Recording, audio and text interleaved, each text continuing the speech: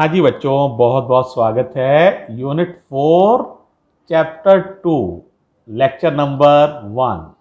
Chapter का नाम ही है बच्चों ऑल्टरनेटिंग करंट। क्या नाम है चैप्टर का? Alternating current. सबसे पहले समझो ऑल्टरनेटिंग करंट का मीनिंग क्या है बेटे। देखो बेटे, जो करंट होती है ना, इसमें ऑल्टरनेटिंग करंट ये साइनोसॉइडल वेरी करती है, यानी साइन ग्राफ जैसे या कॉस ग्राफ जैसे ये बनाई जा सकती है। तो जैसे अगर मैं साइन ग्राफ प्लॉट करूं तो कुछ इस तरह से होता है बच्चों। साइन ग्राफ आपको मालूम ही है,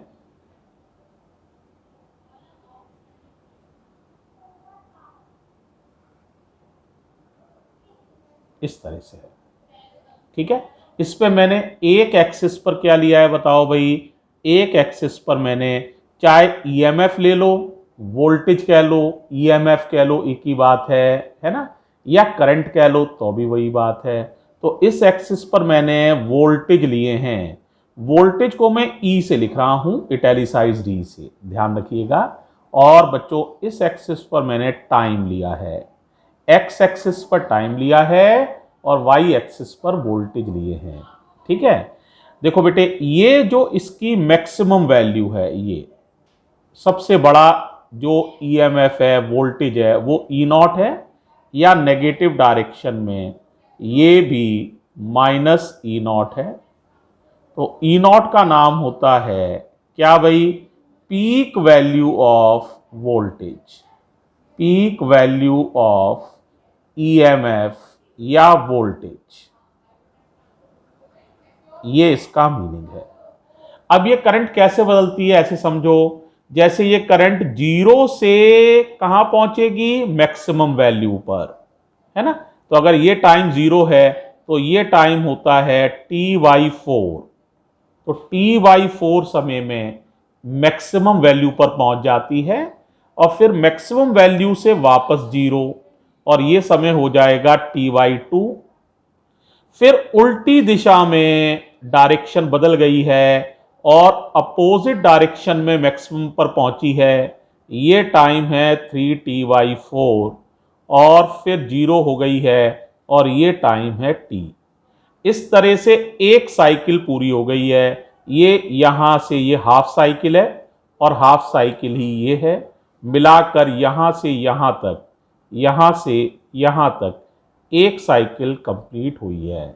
वोल्टेज लगातार बदलता रहता है। मान लो एक एग्जांपल लें, अगर ये 311 वोल्ट हैं, जो कि होते 311 ही हैं, इसलिए 311 ले रहे हैं, तो जीरो से बढ़कर हो गए 311 वोल्ट, 311 वोल्ट से जीरो वोल्ट, फिर अपोजिट डायरेक्शन में 311 वोल्ट और फिर जीरो वोल्ट, इस तरह से। और हमारे इंडिया में इसकी फ्रीक्वेंसी 50 हर्ट्ज है, यानी ये पूरी घटना एक सेकंड में 50 बार होती है। तो हमारे इंडिया में जो एसी है इसकी फ्रीक्वेंसी 50 हर्ट्ज है, राइट। अब देखो इसकी इक्वेशन क्या हो जाएगी। तो अगर मैं एक आसान सी इक्वेशन लिखूं तो E बराबर ई नॉट साइन ओमेगा टी, ये इक्वेशन एसी की हो सकती है। आप साइन की बजाय कॉस के टर्म में भी ये इक्वेशन लिख सकते हैं, खाली ग्राफ यहां से स्टार्ट हो जाएगा। अगर यहां से ग्राफ स्टार्ट करके देखो यहां से, तो ये इक्वेशन कॉस के टर्म में हो जाएगी। एक ही बात है, कोई अंतर नहीं है। साइन और कॉस ग्राफ लगभग एक ही से होते हैं। साइन और कॉस फंक्शन दोनों ही पीरियोडिक होते हैं और दोनों सेम कैरेक्टर्स को शो करते हैं। तो कई लोग इक्वेशन ऐसे भी लिख देते हैं, E equals to E naught cos omega t. अगर जनरल इक्वेशन लिखना चाहो, है ना, इन जनरल, तो कोई जरूरी नहीं है स्टार्टिंग ओरिजिन से ही हो। ओरिजिन के आसपास यहां यहां कहीं और से स्टार्टिंग है, तो एक जनरल इक्वेशन हो सकती है E equals to E naught sine omega t plus minus 5। Sine की जगह कॉस भी हो सकता है, तो अभी माना जा सकता है e naught cos omega t plus minus 5। ये सारी इक्वेशन एक एसी को रिप्रेजेंट कर सकती हैं। अब ई नॉट का नाम तो बता ही दिया है। कोई बच्चा कहे सर ई का नाम और बताइए, ई का नाम क्या है? तो ई का नाम केयरफुली सुनिए, इस वाले ई का नाम वोल्टेज है ये, लेकिन सुनिए, इसका नाम होता है instantaneous value of voltage. Instantaneous value of voltage या ईएमएफ। वोल्टेज और ईएमएफ एक ही बात है, कोई अंतर नहीं है।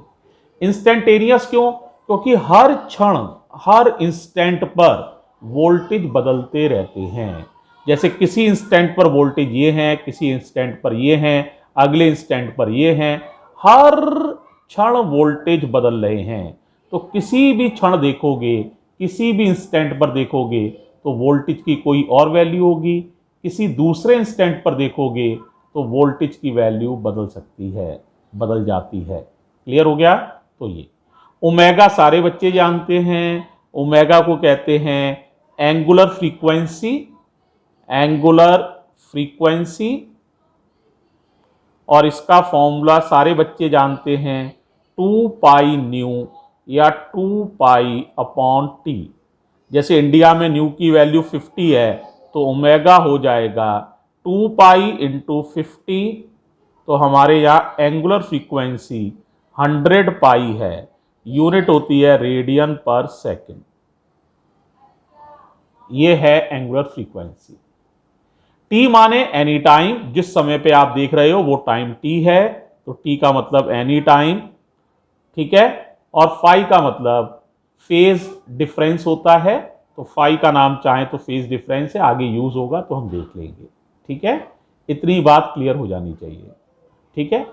अब बच्चों जैसी इक्वेशन ईएमएफ के लिए हैं, वोल्टेज के लिए हैं, ठीक वैसी इक्वेशन करंट के लिए भी होती हैं। ठीक ऐसा ही ग्राफ करंट के लिए भी होता है, बस ई की जगह आई आ जाएगा करंट के लिए, ठीक है। तो बताओ अगर करंट की इक्वेशन लिखनी है तो क्या हो जाएगी? I equals to I naught sine omega t, या I equals to I naught cos omega T,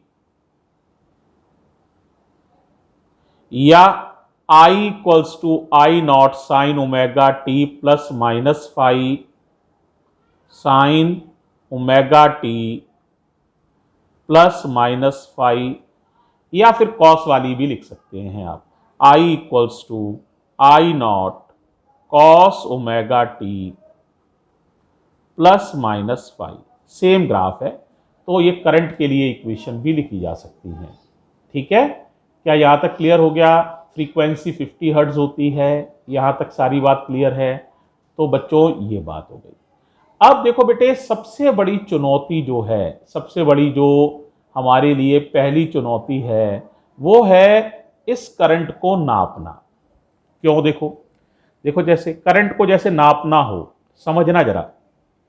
तो करंट 0 से बढ़कर मान लो 5 एम्पियर ही है, ज्यादा नहीं कह रहे, तो 0 से 5 एम्पियर हो गई, 5 एम्पियर से 0 हो गई, फिर उल्टी दिशा में 5 एम्पियर हो गई, फिर 0 एम्पियर हो गई, और 1 सेकंड में ऐसा वो 50 बार करने की कोशिश करेगी।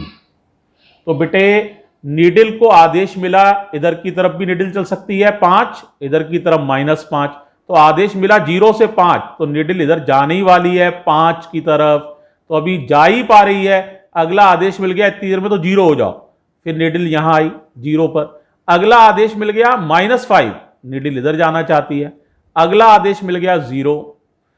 1 सेकंड में ऐसे 50 बार आदेश मिल रहे हैं, तो निडल अपनी जगह से हिलने के लिए, इतनी तेजी से करंट को बताने के लिए वो हिल ही नहीं पाएगी। तो इनर्शिया की वजह से, ड्यू टू इनर्शिया, वो निडल अपनी जगह ही खड़ी रह जाएगी और ये बताएगी कि बहने वाली करंट 0 है। क्यों? क्योंकि इतनी तेज हिलना है कि इतनी तेज इनर्शिया की वजह से वो इतनी तेज हिल ही नहीं सकती। 1 सेकंड में ऐसे करके 100 चक्कर लगा देती जल्दी, ऐसा नहीं हो पाएगा। इसलिए नीडल अपनी जगह ही खड़ी रह जाएगी और ये बताएगी कि करंट जीरो है। या तो ऐसे समझ लो या ऐसे समझ लो, एक तरह से और इसको जीरो को समझ सकते हैं। एवरेज वैल्यू ऑफ करंट के लिए बात कर रहा हूं। जैसे ये मैंने करंट के लिए ग्राफ खींचा, ये ग्राफ है,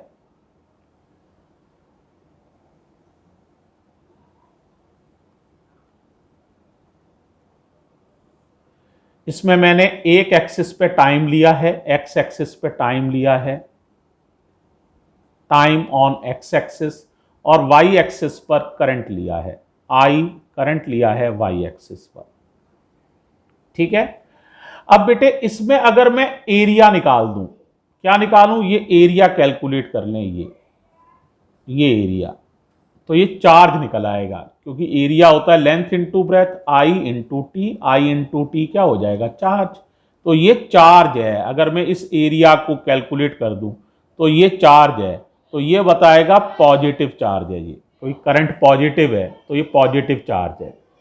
अगर मैं अब यहां तक के लिए सोचूं, ये टाइम टी है, तो आप देखिए इसको अगर कैलकुलेट करेंगे तो ये चार्ज है, लेकिन ये चार्ज होगा नेगेटिव क्यू। तो जितना पॉजिटिव चार्ज है उतना ही नेगेटिव चार्ज है।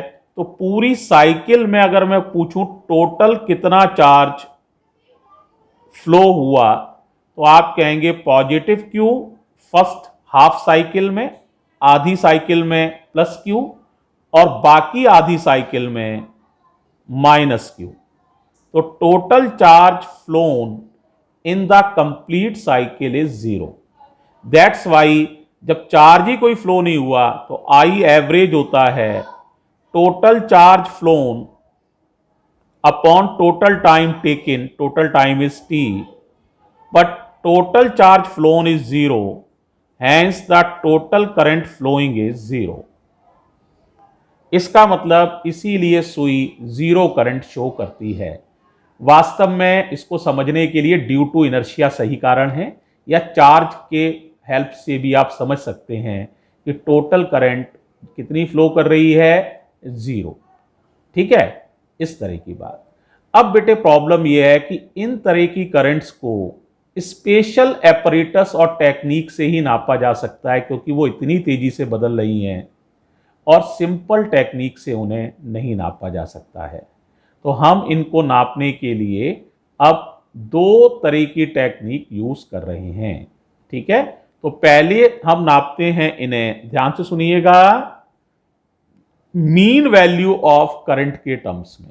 किसके टर्म्स में, मीन वैल्यू ऑफ करंट या average value of current, mean value of current. अब ये डिटेल में आपको इसकी बताऊंगा।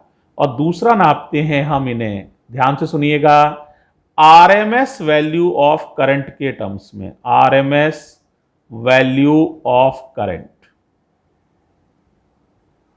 या वर्चुअल वैल्यू ऑफ करंट के टर्म्स में, वर्चुअल वैल्यू ऑफ करंट।